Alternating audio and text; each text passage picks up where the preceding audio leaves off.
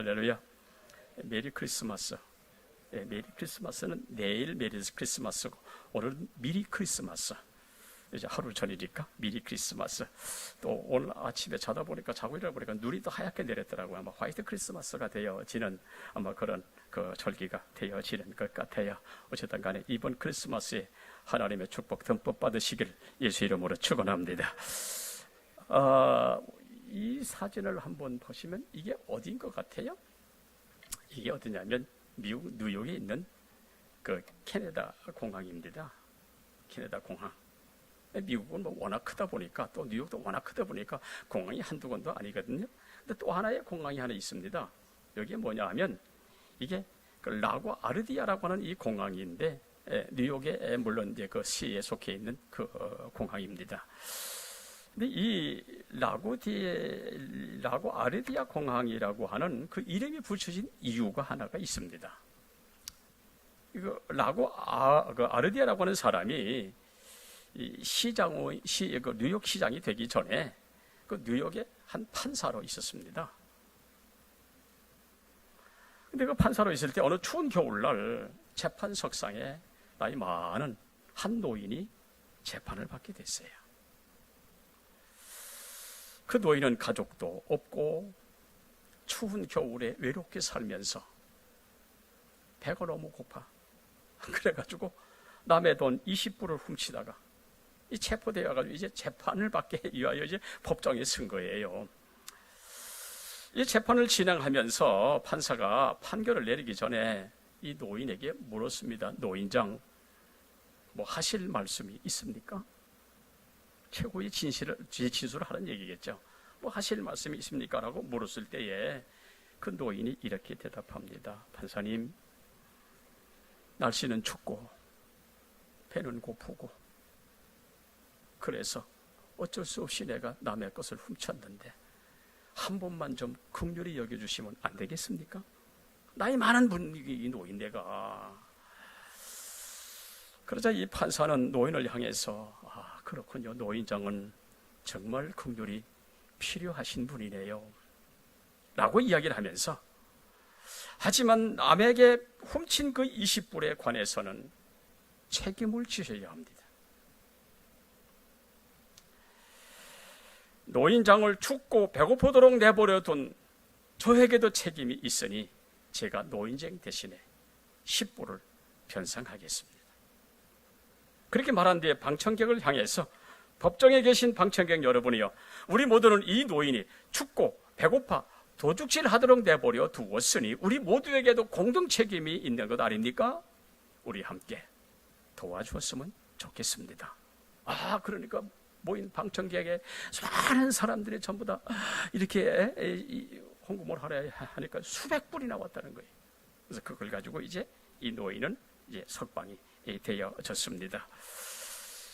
이 판결에 감동을 받은 뉴욕 시민들은 그 라고 아르디아가 시장이 되어지자 그곳에 공항 이름을 라고 아르디아라고 하는 공항 이름을 붙여서 지금 사용하고 있습니다.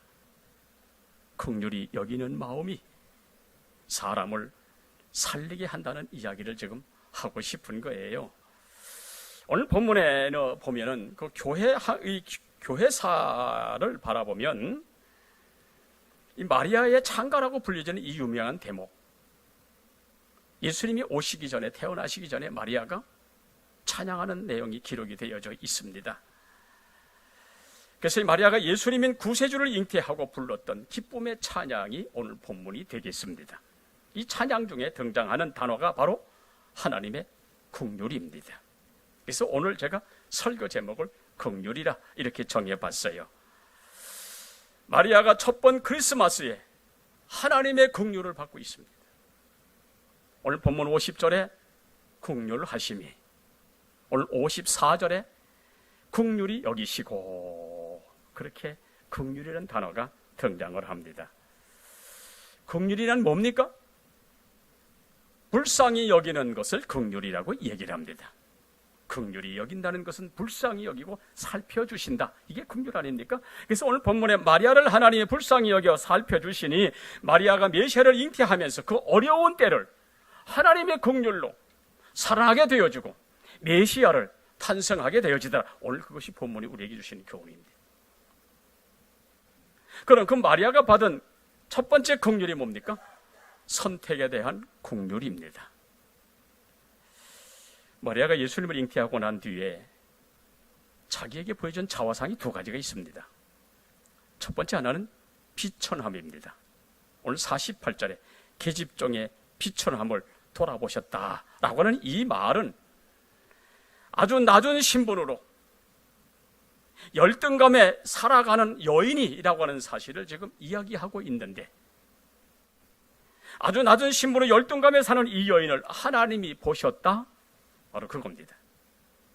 당시 예루살렘은 이스라엘에서 가장 화려한 도시, 각광받는 도시 아닙니까? 그러나 상대적으로 나사렛은 많은 사람들에게 멸시받는 도시입니다. 그래서 우리 잘 알죠? 나다나엘이 나사렛에서 무슨 선한 것이 나오겠느냐라고 이야기할 수밖에 없었던 그 시골 도시, 좋은 동네.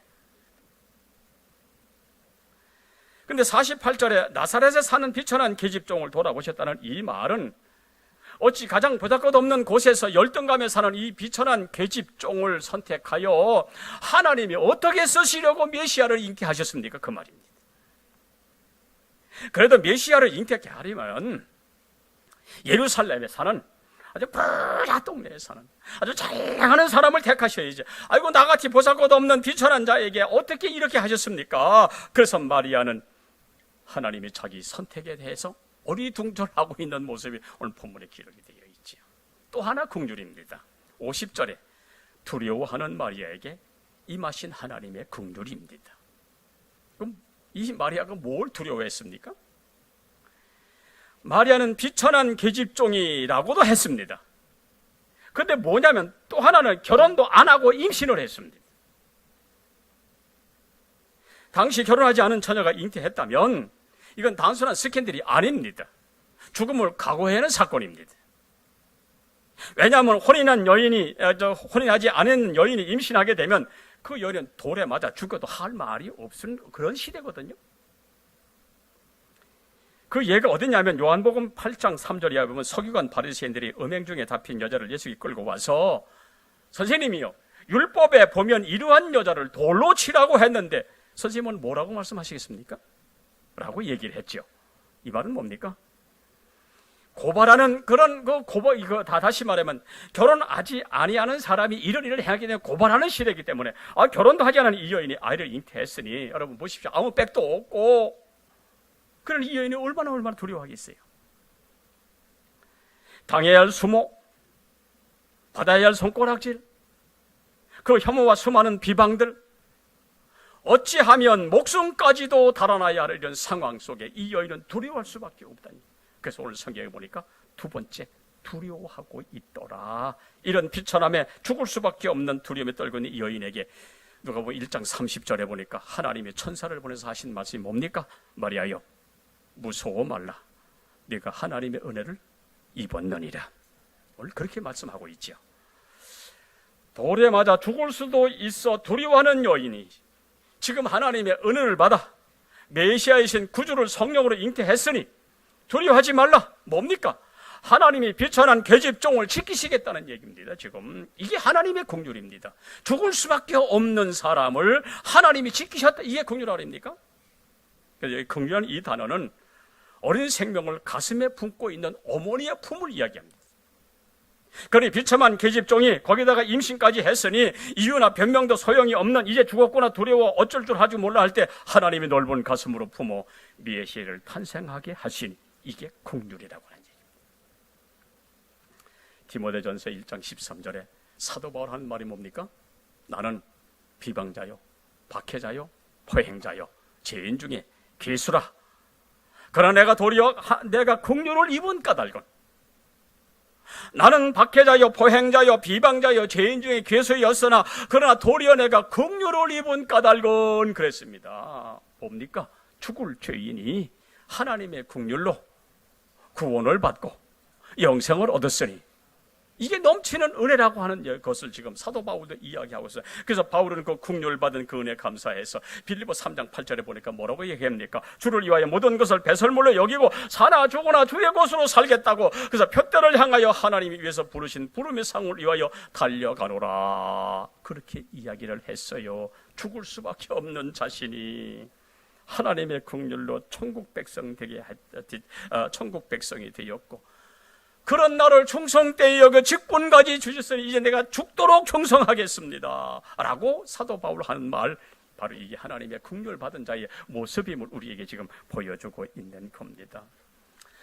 성탄절을 앞둔 오늘 우리에게도 이런 긍휼의 감격이 있었으면 좋겠습니다. 마리아나 바울처럼 도저히 주님 앞에 나올 수 없는 사람들이었으나 주님의 긍휼로 내가 구원을 받고 구원의 반열에 서서 살아갈 수 있으니 여러분, 이것이 축복 아닙니까? 나가 여러분, 세상 어떻습니까? 생존 경쟁, 무한 경쟁 시대 속에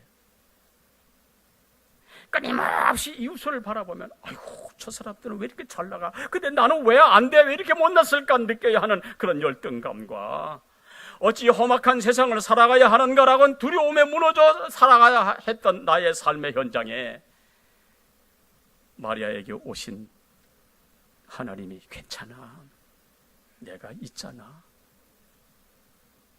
너는 은혜 받은 자야. 오늘 이 시간에 그 음성 들으시기를 주의 이름으로 축원합니다. 우리가 한 해를 살아오며 얼마나 힘들고 얼마나 아픔도 많았습니까? 그러나 그때 주님이 오셨어.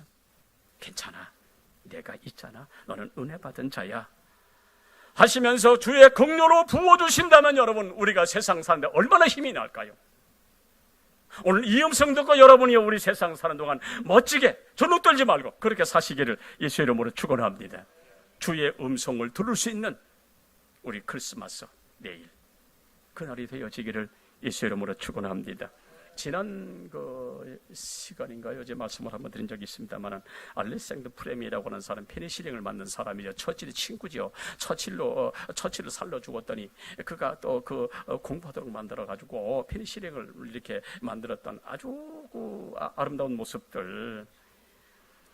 이 프레밍에게 인류 역사에 공헌한 인물이라 어떤 사람이 찾아가서 물었습니다. 박사님, 당신이 발견한 많은 것들 중에서 가장 위대한 발견이 무엇입니까? 라고 물었어요. 이 물음을 하면서 주변 사람들이 그래, 분명히 당연히 페니실린이라고 얘기할 거요 라고 하는 기대 속에 귀를 기울였어요. 뭐라고 말씀하실까? 그러니 플레밍 박사는 가만히 생각을 하더니 입을 열어 대답을 합니다. 내 평생 가장 위대한 발견은 나 같은 죄인을 구원하시기 위하여 이 땅에 오신 그리스도를 발견한 것이 나의 가장 위대한 발견이었습니다.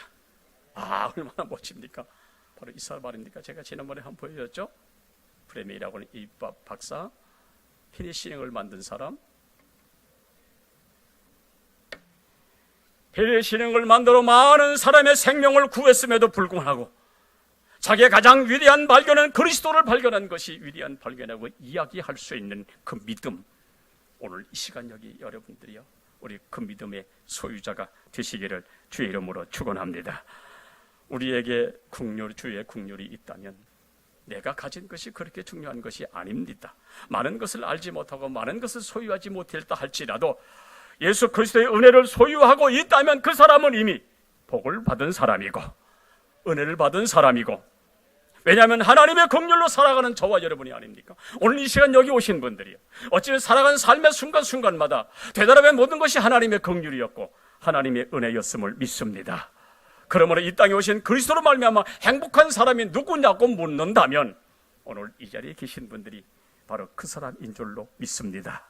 그러므로 이 땅에 오신 예수의 이름으로 구원받았으니 행복하고 다시 오실 그리스도로 말미암아 우리는 행복할 수 있음을 좋겠습니다. 그러므로 이 크리스마스 소망 중에 기뻐하며 행복하게 살아가는, 누가 뭐래도 세상 속에서 가장 행복한 성도가 되시기를 주의 이름으로 축원합니다. 두 번째로 하나님의 긍휼입니다.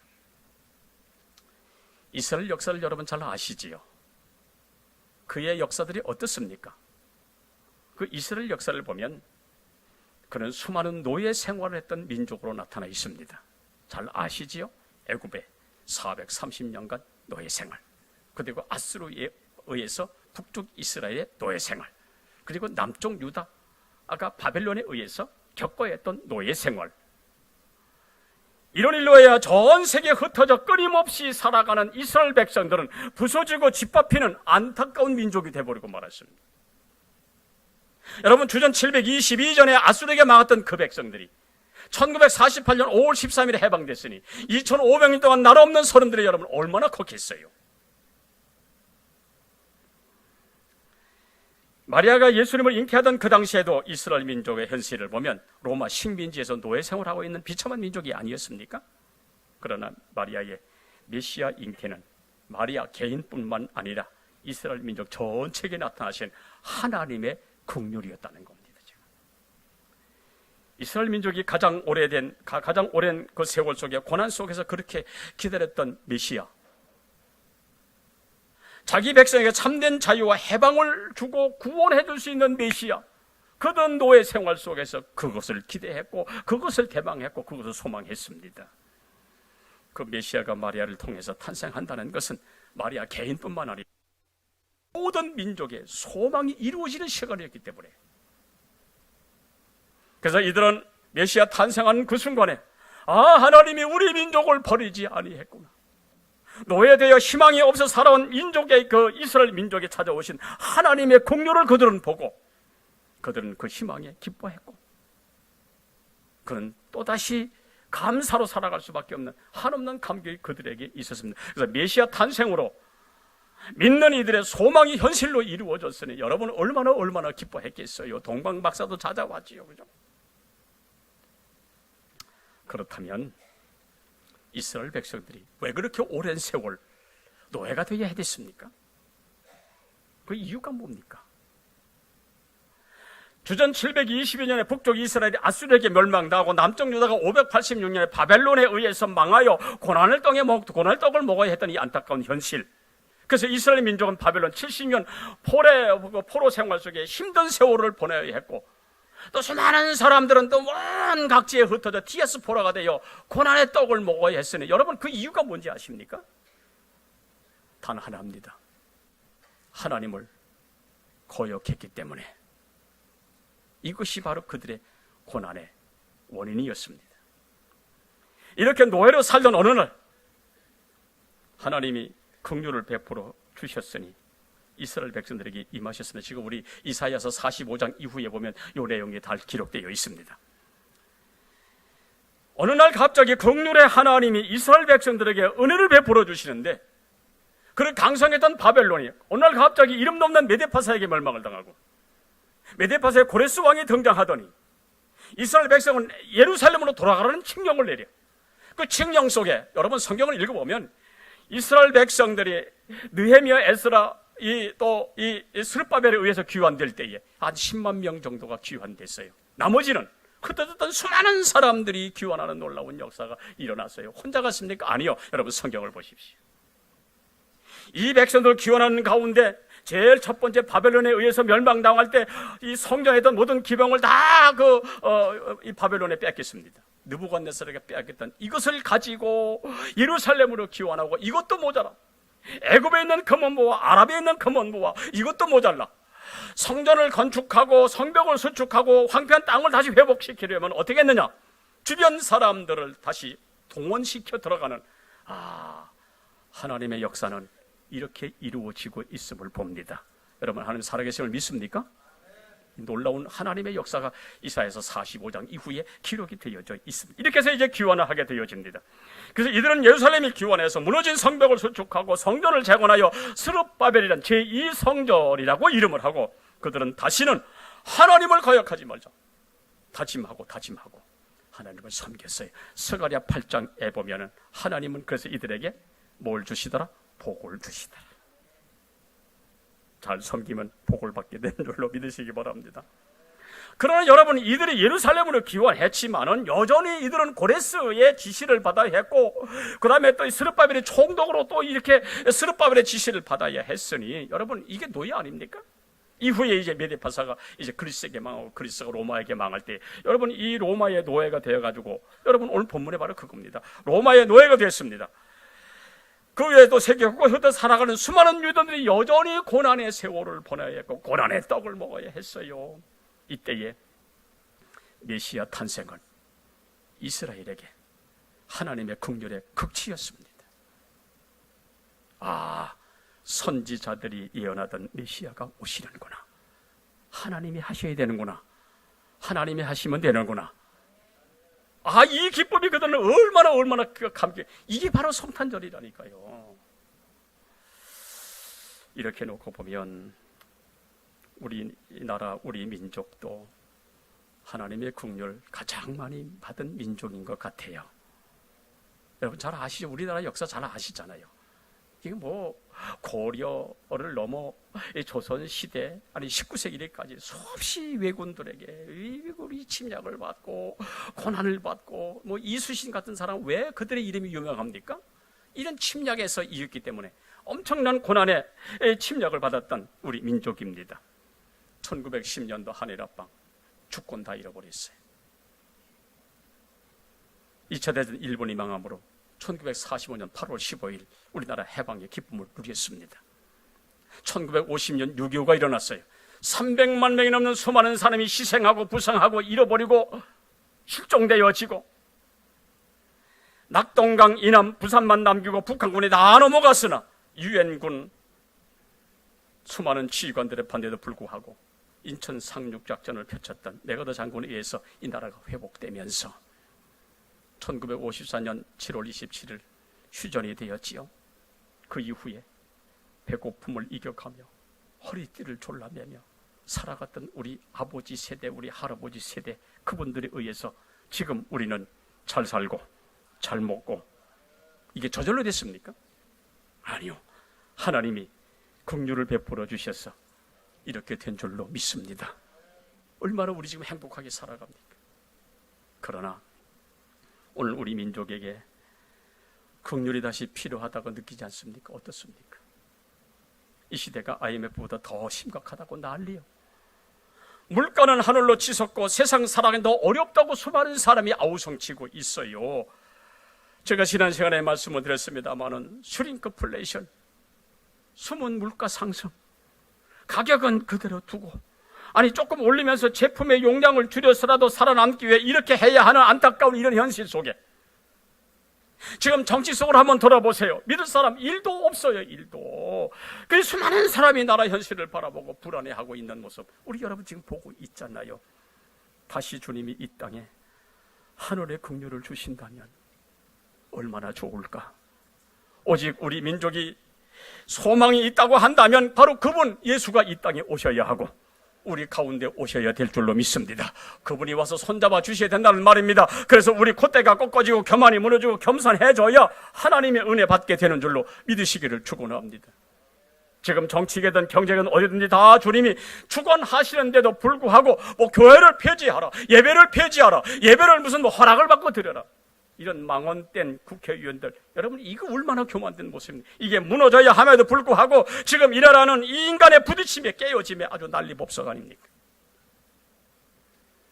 하나님은 교만한 사람을 대적하신다고 하셨으니 나라이든 개인이든 교회든 누구든 교만하면 하나님이 막으십니다.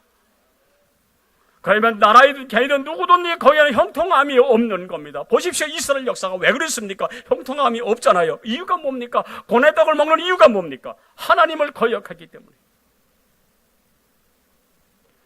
옛날 IMF 때 모두가 낮아지고 겸손해서 잘 극복했고 우리 다 경험했습니다. 근데 이제 조금 나아졌다고 방탕하고 사치하고 온 세상에 다니면서 세계 곳곳에 우리 한국 사람 없는 데가 없어요. 다니면서 돈을 펑펑 쓰면 나라 망신은 망신대로 시키고 있으니 하나님은 또다시 언제 이 나라 낮아지게 하실까, 이게 두려운 거예요 지금. 그러므로 겸허하게 하나님의 긍휼을 구한다면, 예수님이 이 땅에 오신다면 이 땅에 소망이 있는 줄로 믿습니다. 공산국가에는 IM 소리가 없다 그래요. 땡큐도 없다 그래요. 한국은 언제부턴가 우리나라도 IM 소리도 없고 땡큐도 없다 그래요. 왜요? 먹고 살만하니까. 은혜 다 잊어버렸어. 감사할 줄 몰라. 미안할 줄을 모른다는 거예요. 이때 지도자나 모든 정치인들이, 모든 백성들이 I am sorry 하나님 앞에 할 수 있다면, 주신 바 하나님의 은혜에 하나님 땡큐 감사합니다라고 할 수 있다면 하나님이 얼마나 기뻐하실까요? 긍휼 주지 않으시겠습니까? 고난을 겪고 나면 그 고난은 엄청나게 아픈 거예요. 풍자와 해악이 담긴 개그맨으로 있다가 1990년대 우리 안방극장에 웃음을 주었던 한 사람이 있었는데, 그 개그맨이 돌연히 방송에서 자취를 감췄어요. 그렇게 잘 나가던 사람이, 그 이유는 지인에게, 아주 가까운 사람에게 배신을 당해, 사기를 당해 힘든 시간을 보내는 거예요. 하루는 아주 가까운 지인이 찾아와서, 친구야, 월 5천만 원 벌 수 있는 자리가 있으니 이거 한번 해보자. 감언 이설로 속여가지고 이렇게 일을 시작했는데 그게 사기였단 말이죠. 사기로 말미암아 전 재산 다 날려버렸고 4년간 소송 끝에 10억이 더 날아갔어요. 여러분, 이 속이 아니죠, 그죠? 이게 속이겠어요, 사람이? 가까운 지인에게 이용을 당하고 사기를 당하고 모든 거 다 빼앗겼다고 생각하는 그 순간에, 아이고, 세상 믿을 사람 한 사람도 없구나. 어찌 이 사람이 내게 그럴 수가 있을까? 해서 진짜 사람이 무섭고 사람이 그렇게 미우고 죽겠다는 거예요. 왜요? 배신당했어요. 여기 있는 저도 참 이 배신의 아픔을 겪었던 사람. 내가 데려다가 내가 키워줬더니, 내가 세워줬더니 나를 배신해. 여러분, 이 배신이 얼마나 아픈지. 밥을 먹을 수가 있나, 잠을 잘 수가 있나, 가슴이 턱턱, 숨이 턱턱 막히는 거예요. 아마도 이 사람은 아마 그렇게 했을 겁니다. 믿었던 지인에게 배신당하고 사기란 것 때문에 그 마음의 상실감이 여러분은 얼마나 컸던지. 어느 날 갑자기 이 사람이 어지럼증에 함께 쓰러졌어요. 병원에 가서 진단을 받았더니 스트레스를 받아가지고 뇌종양이 걸린 거예요. 얼마나 고민이 됐겠어요? 얼마나 힘들었겠어요? 밥을 먹겠습니까? 잠을 잤겠습니까? 숨을 제대로 쉬겠습니까? 얼마나 스트레스를 받아. 여러분, 세상에 어떠한 스트레스 받지 마시오. 그것이 내가 사는 비결. 이 사람이 얼마나 스트레스를 받았는지. 뇌종양이 걸려서 머리를 3번이나 절단하며 수술을 받고 죽음의 기로에 헤매였습니다. 오죽하면 얼마나 힘들었으면 사는 것도 힘들고, 잃은 것도 힘들고, 배신당한 것도 힘들고, 사기당한 것도 힘들고, 고통당한 것도 힘들어서 아이고 그만 좀 살고 싶다 라고까지 했으니 여러분, 그 심정이 오죽했겠어요? 이렇게 힘든 시간을 견디는 중에 치료하시는 하나님을 만났습니다. 그래서 우리 인생은 하나님을 만나야 되는 거예요. 이 사람이 이 고통 중에서 하나님을 만나, 아이고 내가 진작 이 길을 갔었어야만 했지만은, 그래서 하나님께 인기를 받았어야 했지만은 오히려 세상에 빠져 세상 사람들 인기를 받으려고 했던 그 교만이 자신을 이렇게 만들었다고 하는 사실 앞에 눈물 콧물로 회개하고, 그럴 때 살아계신 하나님이 찾아오셔서 만져주셨어요. 하나님 살아계심을 믿습니까? 그분이 찾아와 만져주셨더니 뇌종양에서 고침을 받고, 뇌종양 고침을 받았어요. 목사였던 아버지를 따라 성직자의 길을 택하였으니 그가 2020년에 목사 안수를 받고 인천에 있는 한 교회에 지금 부목사로 지금 있습니다. 그가 하는 말이 있습니다. 집도하는 의사가 수술 후에, 자기도 수술 후에 안면마비, 입 부뜨러짐, 청력 상실 등이 있을 수 있다라고 했는데, 수술 후에 정말로 이 사람이 청기, 왼쪽 귀에 청각이 상실해버려요. 하지만 내 고집 내 자랑 다 내려놓고, 내 뜻도 내려놓고 죽게 돌아오니 주님이 손잡아 주시더라. 죽을 수밖에 없는 죄의 많은 나를 고쳐주시고 목사되게 했더라. 그분이 바로 하나님이시더라. 그분이 바로 긍휼이 풍성하신 하나님이시더라라고 감격하며 간증하는 사람이 누구냐? 바로 이 사람. 김형만 목사, 최형만 목사. 여러분 저 많이 알죠? 뭐 젊은 사람들은 잘 모를 거예요. 저 사람도 아주 우리 안방 극장에서 웃음을 줬던 사람 아닙니까? 바로 이 사람이 부목사가 돼서 지금 섬기고 있어요. 교만했던 자신의 지난 날 속에 세상이 좋아 세상 것 위에 살고 세상 인기를 위해 살아갔지만 그것이 결코 하나님의 뜻이 아니라 목사의 아들로 태어나 살아갔던 삶의 순간순간들 회개하고 하나님께 돌아오니 하나님이 만져주시고 하나님이 고쳐주시고 하나님이 세워주시더라. 저 사람의 감정입니다. 뭡니까? 나라이든 개인이든 긍휼 풍성하신 하나님을 따라야 사는 비결이 바로 여기 있는 겁니다. 그 긍휼에 초라해지지 않도록 여러분이 성탄절에 앞서 다시 한번 우리 믿음으로 한번 점검하고 성탄절을 맞이하는 믿음의 부자가 되시기를 주의 이름으로 축원합니다. 마지막 세 번째로 하나님의 긍휼입니다. 여러분 우리 신앙생활 어떻게 출발하셨어요? 누구 때문에 출발하셨어요? 어떻게 출발하셨어요? 내가 한 겁니까? 우리 신앙생활은 내가 한 것이 아니고 하나님이 하시게 했습니다. 내가 예수 믿게 해주세요. 나 이렇게 기도한 적 한 번도 없어. 그러나 하나님 어느 날 나를 불러 나를 예수 믿게 했습니다. 그러므로 시작을 하나님이 하신 줄로 믿습니다. 주님이 나를 선택해 주시고 불러주시고 믿음을 선물로 주셨습니다. 나 같은 사람이 예수 믿고 제사함 받아 하나님의 자녀가 될 수 있었던 것은 하나님의 은혜요 하나님의 긍휼이요 하나님의 축복이 아니었습니까?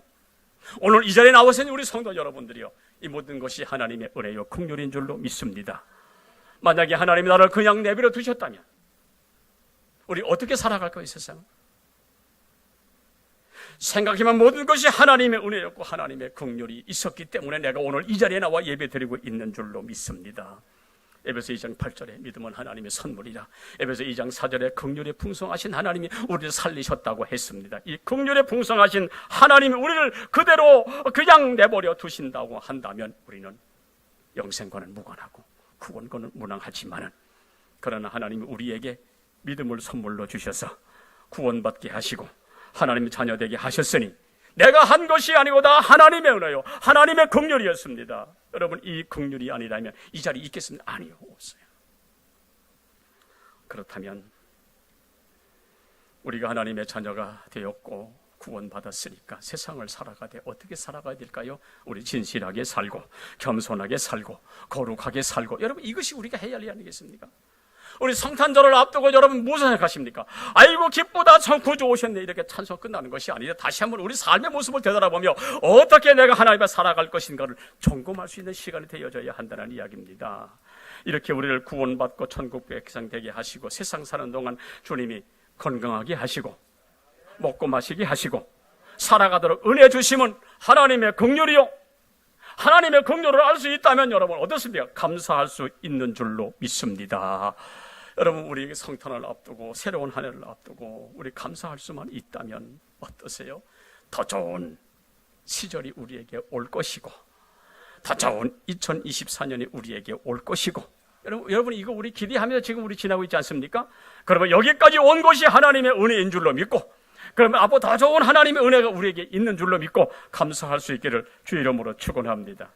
바울이 오늘날 살아왔던 인생의 길의 모든 것을 되돌아보며 하는 고백이 뭡니까? 오직 나의 나 된 것은 하나님의 은혜였노라.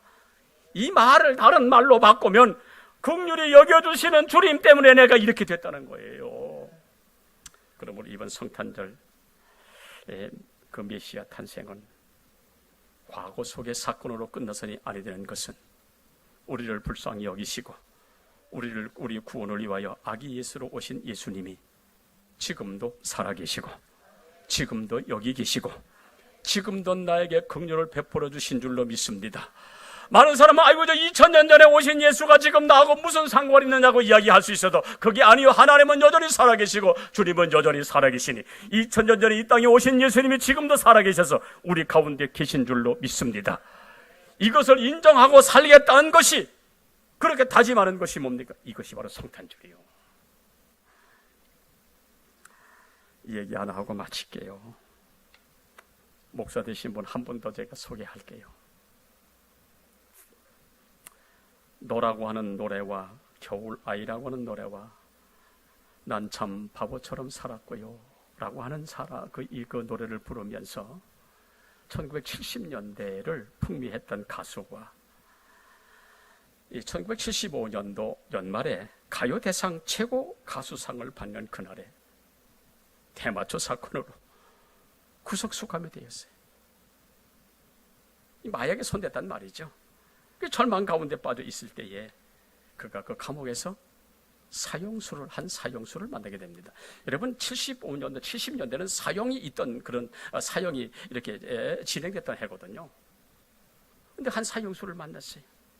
그때 그 사형수가 그에게 구리로 만든 이 십자가를 이렇게 손에 쥐어주면서 당부하기를 나는 이렇게 사형을 당하겠지만 당신은 곧 출소하게 될 것이니 예수 잘 믿고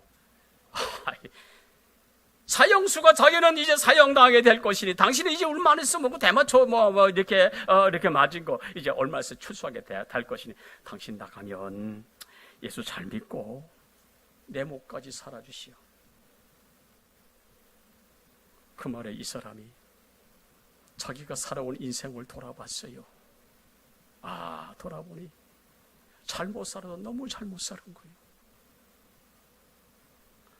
이 사람의 생각에는 아니 저 사람만 사형수가 아니라 나도 사형수요. 그렇게 회개하며 하나님을 떠나 살던 자신의 인생이 얼마나 허무했던 것을 이 사람이 뒤늦게 발견하게 되어졌어요.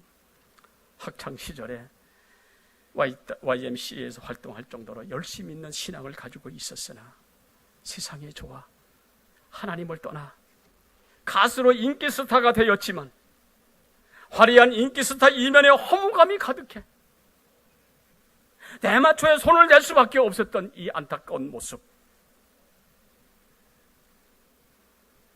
그래서 인생의 소망은 인기스타가 아니라 하나님임을 깨닫고 되면서 그는 회개하고 하나님께 돌아와 신학을 공부하고 이 사람도 목사가 됐어요. 난 바보처럼 살았군요. 그 노래를 부를 때에는 그 의미가 무엇인지 잘 모르고 그냥 가사대로 그냥 불렀지만은 하나님을 만나보니까 정말 바보 같은 사람이 자기라고 하는 사실을 깨달았다는 거예요.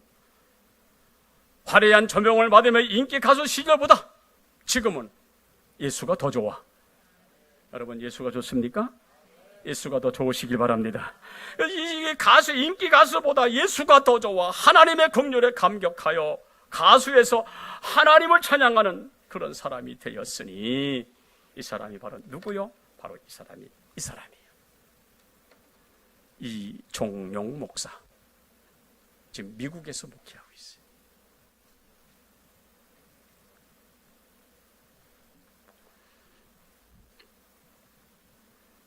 코리스턴 교회 담임 목사 이종용.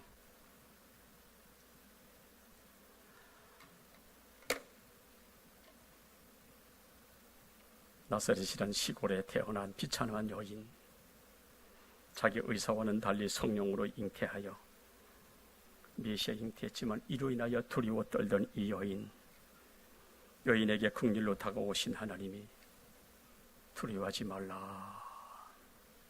오늘 이 자리에 계신 분들이요, 주님이 계시니 두려워하지 마시기를 바랍니다. 이 마리아가 그 하나님의 음성을 듣고 자기를 지켜주실 줄로 믿고 찬양을 하는 것이 오늘 누가복음 1장 오늘 본문입니다. 그래야 예수님 탄생하셨으니 여러분 이것이 바로 크리스마스 아니겠습니까? 우리도 긍휼로 다가오시는 아기 예수님을 만난 마리아처럼 나같이 부족하고 연약한 자를 불러 쓰시는 그 하나님을 찬양하는 이번 크리스마스가 됐으면 좋겠습니다. 다 같은 사람이 어찌 구원받고 다 같은 사람이 어찌 예수를 믿을까? 하나님의 은혜요 긍휼인 줄로 믿습니다. 이 긍휼로 크리스마스를 맞이하는 저와 여러분이 되시기를 예수 이름으로 축원합니다. 살아계신 하나님, 성탄절을 하루 앞두고 성령으로 잉태된 마리아의 모습을 통해서 하나님의 긍휼을 봅니다. 어찌 하나님의 긍휼이 마리아에게만 임했겠습니까? 우리와 같은 허물 많은 사람도 하나님의 긍휼로 구원받았으니 이제 그 구원받음에 감사하고 감격하며 하나님께 영광 돌리는 우리의 삶이 이어져 갈 수 있도록 아버지 은총을 베풀어 주시옵소서. 만입이 우리에게 있던들 어찌 주님의 은혜를 다 감사할 수가 있겠으며 찬양할 수가 있겠습니까만, 하나님 주신 은혜 조금이라도 헤아려 주님께 영광 돌리는 우리 믿음의 성도들, 내일 성탄절 그 성탄절 되게 해 주시옵소서. 두려워 말라 하시는 우리 하나님의 음성이 우리 온 성도들에게 들리게 하시어 광야 같은 세상을 살아간다 할지라도 두려워하지 아니하고 주눅들지 아니하고 당당하게 성도로 살아갈 수 있는 축복 허락해 주시옵소서. 예수님의 이름으로 축복하며 기도하옵나이다. 아멘.